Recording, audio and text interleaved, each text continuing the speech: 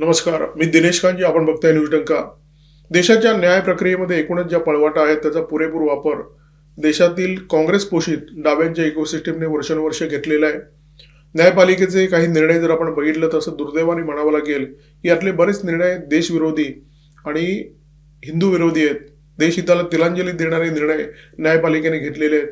या पार्श्वभूमीवर सर्वोच्च न्यायालयाचे मुख्य न्यायाधीश सूर्यकांत यांनी बांगलादेशींची रोहिंग्यांची घुसखोरी आणि स्पेशल इंटेन्सिव्ह रिव्हिजनच्या संदर्भात जी भूमिका घेतलेली आहे त्या भूमिकेचं कौतुक केल्याशिवाय राहत नाहीये. मानवतावादाच्या बुरख्याआड यापुढे देशहिताला खड्ड्यात घालण्याचे प्रयत्न अजिबातच खपवून घेतले जाणार नाहीत असे स्पष्ट संकेत मुख्य न्यायाधीश सूर्यकांत यांनी दिलेले आहेत. जवळजवळ सगळ्या देशभरामध्ये बांगलादेशी आणि रोहिंग्यांनी घुसखोरी केलेली आहे आणि घुसखोरीचा हा जो आकडा आहे तो लाखांमध्ये नाहीये, तो कोटीच्या घरामध्ये गेलेला आहे. या घुसखोरांच्या विरोधात जेव्हा जेव्हा सरकार कायद्याचा बडगा उघडण्याचा प्रयत्न करते तेव्हा मानवतावादाचा बुरखा पांघरून काही NGO तात्काळ सक्रिय होतात. कोर्टबाजीसाठी वकिलांची फौज उभी करतात. अक्षरशः कोट्यवधी रुपये खर्च करताना दिसतात. बांगलादेशी आणि रोहिंग्यांच्या घुसखोरीला दुर्दैवाने देशाची राजधानी नवी दिल्ली सुद्धा अपवाद नाहीये. लाखोच्या संख्येने रोहिंग्या आणि बांगलादेशींनी राजधानीमध्ये घुसखोरी केलेली आहे. त्यांना शोधायचं, त्यांना अटक करायची आणि त्यांची परत पाठवणी करायची ही प्रक्रिया दिल्ली पोलिसांना निरंतर राबवावी लागते. अशाच अटक करण्यात आलेल्या 5 रोहिंग्यांच्या प्रकरणी एका NGOने सर्वोच्च न्यायालयामध्ये धाव घेतली आणि असा दावा केला की दिल्ली पोलिसांनी या 5 रोहिंग्यांना अटक केली, परंतु नंतर अटक केल्यानंतर ते गायब झाले. मुख्य न्यायाधीश सूर्यकांत आणि न्यायमूर्ती जयमौल्या बागची यांच्या खंडपीठासमोर या याचिकेची सुनावणी झाली आणि सुनावणी करताना खंडपीठाने याचिकाकर्त्यांची अक्षरशः पिसं काढली. या याचिकेवर सुनावणी करताना खंडपीठाने जी काही टिप्पणी केलेली आहे, जी काही शब्दरचना वापरलेली आहे ती अत्यंत धारदार आहे, अत्यंत महत्वाची आहे. बांगलादेशी आणि रोहिंग्यांच्या घुसखोरीच्या विरोधात केंद्र सरकारने जी कठोर भूमिका घेतलेली आहे त्या भूमिकेला साजेशी अशा प्रकारची ही टिप्पणी आहे. एरवी अशा प्रकारची कठोर भाषा केव्हा ऐकायला मिळते जेव्हा सर्वोच्च न्यायालयाचं खंडपीठ सरकारी पक्षाची पिसा काढत असतं किंवा एखादी हिंदूंची बाजू घेणारी याचिका न्यायालयामध्ये दाखल केली जाते आणि त्या याचिकेला जेव्हा केराची टोपली दाखवण्यात येते खंडपीठाकडून तेव्हा अशा प्रकारची कठोर आणि धारदार भाषा वापरली जाते. जेव्हा केव्हा दहशतवाद्यांसाठी, नक्षलवाद्यांसाठी, घुसखोरांसाठी मानवतेचा बुरखा पांघरलेल्या NGO सर्वोच्च न्यायालयामध्ये दाखल होतात, त्यांचं म्हणणं मांडतात, त्यांच्या विरोधात अशा प्रकारची भाषा क्वचितच वापरली जाते.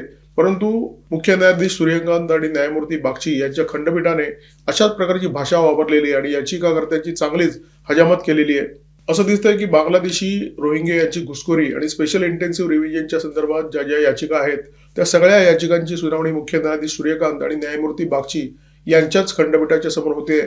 रोहिंग्यांच्या संदर्भात याचिका दाखल करणाऱ्या याचिकाकर्त्यांना खंडपीठाने सवाल केला की घुसखोरांसाठी रेड कार्पेट अंथरायचं का, त्यांना देशातल्या नागरिकांना ज्या सुविधा दिल्या जातात त्या सगळ्या सुविधा द्यायच्या का.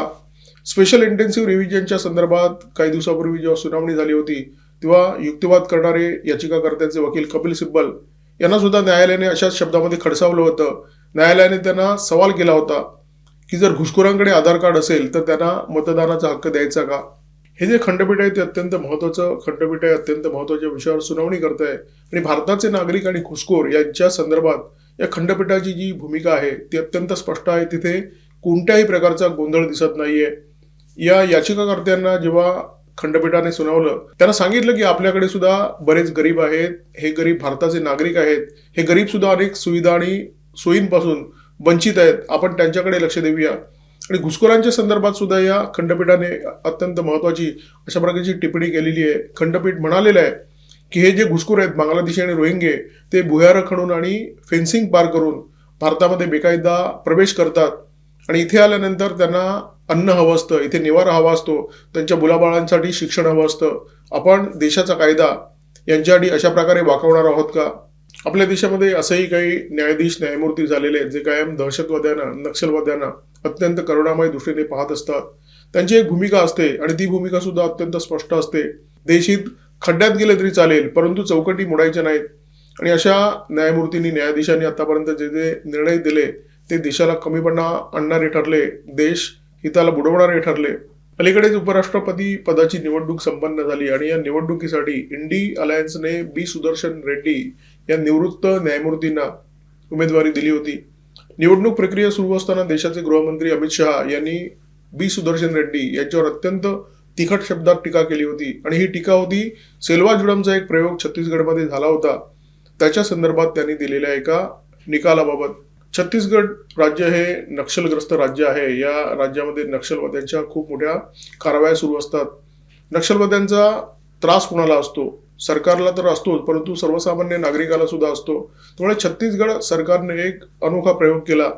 त्यांनी नागरिकांची फौज उभारली नक्षलवाद्यांच्या विरोधात. नागरिकांना हत्यार चालवण्याचं प्रशिक्षण दिलं, हत्यारं दिली चांगल्या प्रकारची आणि त्याचे सुपरिणाम सुद्धा दिसायला लागले. आणि हे सुपरिणाम दिसायला लागल्यामुळे नक्षलवादी समर्थक जे आहेत त्यांच्या पोटात मुरडा उठला. त्यांनी थेट सर्वोच्च न्यायालयामध्ये धाव घेतली आणि दावा केला की सर्वसामान्य नागरिकांना पोलीस बनवणं, त्यांचा एक पोलीस फोर्स निर्माण करणं, त्यांना शस्त्र देणं हे सगळं बेकायदा आहे, हे सगळं घटनाविरोधी आहे. आणि याची सुनावणी झाली एका खंडपीठाच्या समोर, ज्या खंडपीठाचे एक भाग होते न्यायमूर्ती बी सुदर्शन रेड्डी. स्वातंत्र्यानंतर या देशामध्ये काँग्रेसने डाव्यांची जी इकोसिस्टीम निर्माण केलेली आहे ती इकोसिस्टीम इतकी जबरदस्त आहे. जेव्हा जेव्हा नक्षलवादी आणि दहशतवादी अडचणीत येतात तेव्हा त्यांच्या विरोधात जी कारवाई सुरू असते त्या कारवाईची धार बोथट करण्यासाठी ही इकोसिस्टीम जागी होते.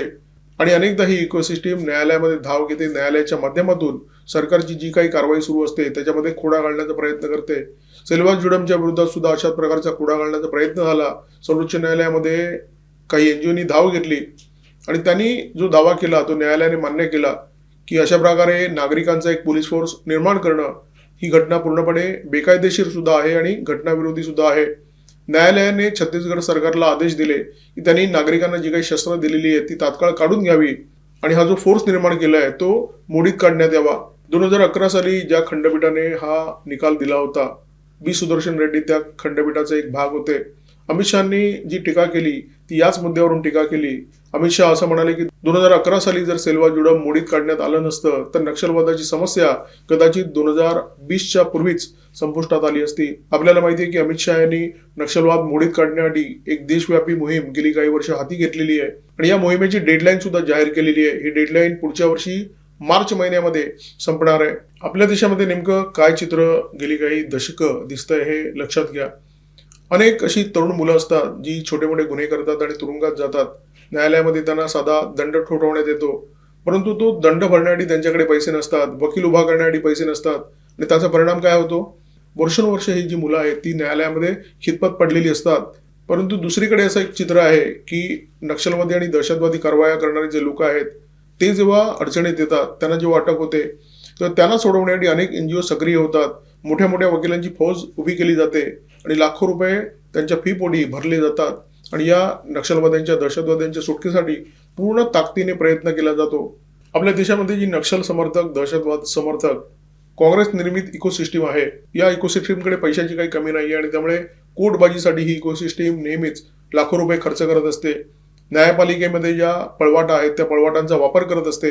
परंतु जेव्हा किंवा न्यायपालिका नक्षलवाद्यांच्या विरोधात, दहशतवाद्यांच्या विरोधात एखादा निकाल देते त्याच्यावर तोडसूक घेण्याचं काम सुद्धा ही मंडळी करत असतात.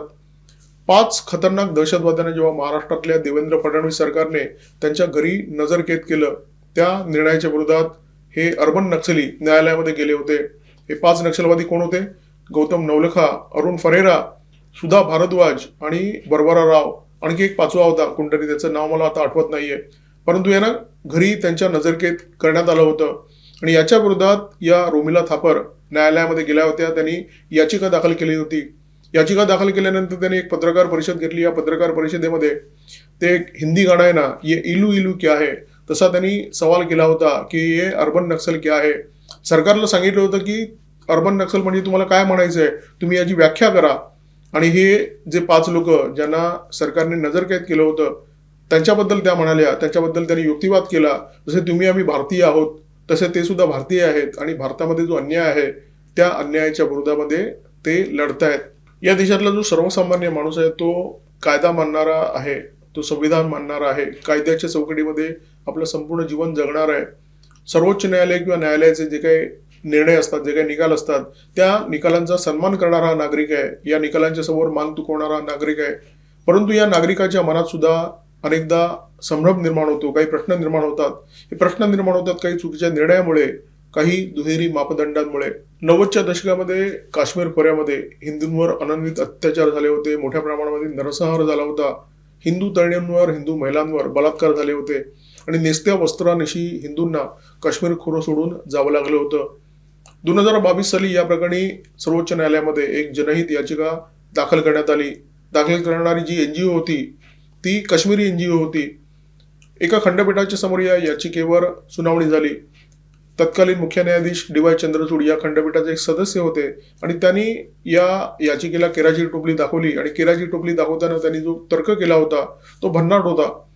या खंडपीठाने अशी टिप्पणी केली की हे प्रकरण खूप जुनं आहे आणि या प्रकरणावर आता चौकशी करून काय अर्थ आहे.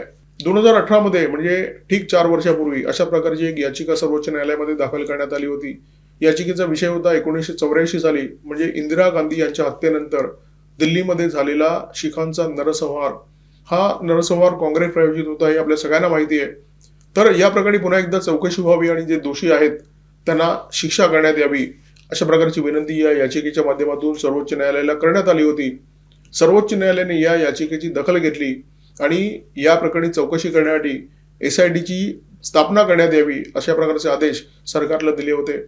म्हणजे दोन्ही जी प्रकरणे आहेत जवळजवळ समान आहेत. एक प्रकरण काश्मीरी हिंदूंचं आणि दुसरं प्रकरण शिखांचं जे हिंदूच आहेत असं आम्ही मानतो. परंतु या दोन प्रकरणामध्ये जेव्हा सर्वोच्च न्यायालयामध्ये सुनावणी होते आणि निर्णय दिले जातात, वेगवेगळे निर्णय दिले जातात, वेगवेगळे मापदंड या दोन्ही प्रकरणांना लावले जातात. अशा अनेक निकालांनी, अशा अनेक टिप्पण्यांनी हिंदू जनमानस अनेकदा दुखावलं गेलेलं आहे आणि त्या पार्श्वभूमीवर देशाचे मुख्य न्यायाधीश सूर्यकांत रोहिंग्या आणि बांगलादेशी यांच्या प्रकरणी अत्यंत स्पष्ट आणि सडेतोड अशा प्रकारची जी भूमिका घेतात ती भूमिका मनाला अत्यंत सुखावणारी असते. या देशामध्ये असे अनेक तथाकथित मानवतावादी आहेत ज्यांची अपेक्षा अशी असते की बांगलादेश आणि रोहिंग्या घुसखोरांना या देशामध्ये रेड कार्पेट ट्रीटमेंट देण्यात यावी. म्हणजे त्यांनी घुसखोर केली, अरे वा आता तुमच्या अन्नाची जबाबदारी आमचीच, तुम्हाला घर देण्याची जबाबदारी सुद्धा आमचीच, तुम्हाला रोजगार देण्याची जबाबदारी सुद्धा आमचीच आणि तुमच्या मुलाबाळांना शिक्षण देण्याची जबाबदारी सुद्धा आमचीच. म्हणजे युरोपामध्ये त्या देशातील सरकारांनी जी घोडचूक केली ती भारताने सुद्धा करावी अशी या एनजीओच्या सदस्यांची अपेक्षा असते. देशामध्ये अनेक एनजीओ वाले अशा प्रकारचा मानवतावादाचा आव आणताना दिसतात आणि त्याचं कारण उघड आहे. अशा प्रकारे मानवतावादाचं नरेटिव्ह चालवल्यामुळे त्यांना विदेशातून भरपूर पैसे येत असतात. त्यामुळे हे जे एनजीओ आहेत त्यांच्यासाठी बांगलादेशी आणि रोहिंगे म्हणजे जणू त्यांचे जावईच. परंतु त्यांची अपेक्षा अशी असते की जावई यांचे असले तरी त्यांची खातिरदारी मात्र राज्य सरकारने करावी, केंद्र सरकारने करावी. आणि अशा प्रकारचा आव आणणाऱ्या या एनजीओ वाल्यांना सर्वोच्च न्यायालयाने चांगल्या शब्दात खडसावलंय आणि अशा प्रकारे खडसावलं की यांनी चक्क माघार घेतली. त्यांनी सर्वोच्च न्यायालयामध्ये अशा प्रकारचा युक्तिवाद करायला सुरुवात केली. नाही, आम्ही फक्त त्यांची नियमानुसार पाठवणी करा असं म्हणत होतो, आम्ही कोठडीतून ते गायब झाले, केवळ हा मुद्दा उपस्थित करत होतो. त्यावर या खंडपीठाने त्यांना पुन्हा एकदा खडसवलं, नाही तुमची मागणी केवळ एवढी नव्हती, तुमची मागणी होती त्यांना परत बोलवण्यात यावं आणि त्यांना इथे बसवण्यात यावं. या देशामध्ये दशकोनुदशकं बांगलादेशींची जी घुसखोरी सुरू आहे ते एक व्यापक षडयंत्र आहे. हे षडयंत्र या देशाची जमीन आणि या देशाची साधन सामुग्री कब्जा करण्याचं षडयंत्र.